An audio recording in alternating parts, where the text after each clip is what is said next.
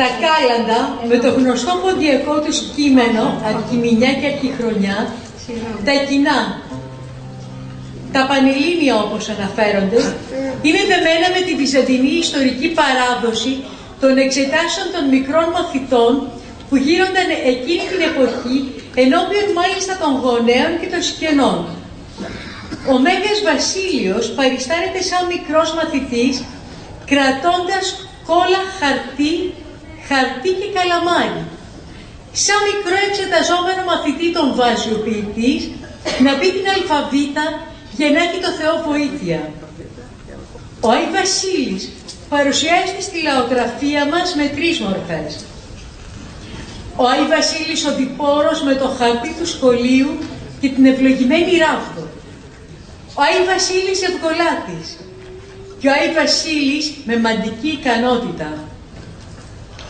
Αρχιμηνιά και Αρχιχρονιά και αρχή καλός σας χρόνος. Χρόνια σας πολλά!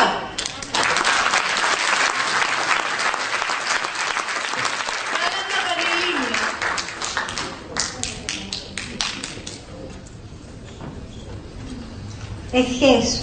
Πολλές ευχές ακούμε αυτές τις γιορταστικές ημέρες και ανταλλάσσουμε μεταξύ μας οι χριστιανοί. Ευχές βγαλμένες μέσα από την ψυχή μας, που διακρίνονται για τη φαντασία τους, για την αμεσότητά τους, για την παραστατικότητά τους. Όμως αρκούν οι ευχές για να φέρουν το χαμόγελο στην ψυχή μας, για να κάνουν καλύτερο τον καινούριο χρόνο?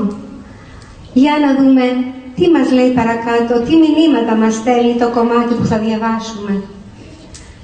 Σαν δι να πάρουμε μαζί μας, σαν δι να κλείσουμε στην καρδιά μας για να βοηθήσει ο Θεός να πάει καλά το 2014, να κοιτάμε πάντα ψηλά, να αναζητάμε στο σκοτάδι το φως, να βλέπουμε στον άλλον τον αδελφό μας, να απλώνουμε με συμπόνια το χέρι στο διπλανό μας, να ψάχνουμε τον εχθρό και μέσα μας, να παλεύουμε κάθε στιγμή για την ειρήνη της καρδιάς μας, να ονειρευόμαστε έναν κόσμο γελούμενο, να βλέπουμε το ποτήρι της ζωής μισογεμάτο και όχι μισοάδιο, να αντικρίζουμε στο λουλούδι το πρόσωπο του Θεού, να ακούμε στη ροή του ποταμού τη φωνή Του, να σεβόμαστε το χώμα της γης που πατάμε, να πορευόμαστε χέρι-χέρι με τη δικαιοσύνη και την αγάπη. Και τότε ο καινούριος χρόνος θα πάει καλά και τότε το χέρι του Θεού θα είναι πάνω μας και τότε θα ξυπνάμε την αυγή ευλογώντας το ξημέρωμα της καινούριας ημέρας. Καλή χρονιά, χρόνια πολλά σε όλους και ιδιαίτερα στον αγαπημένο μας δάσκαλο που κατέβαλε τόση προσπάθεια.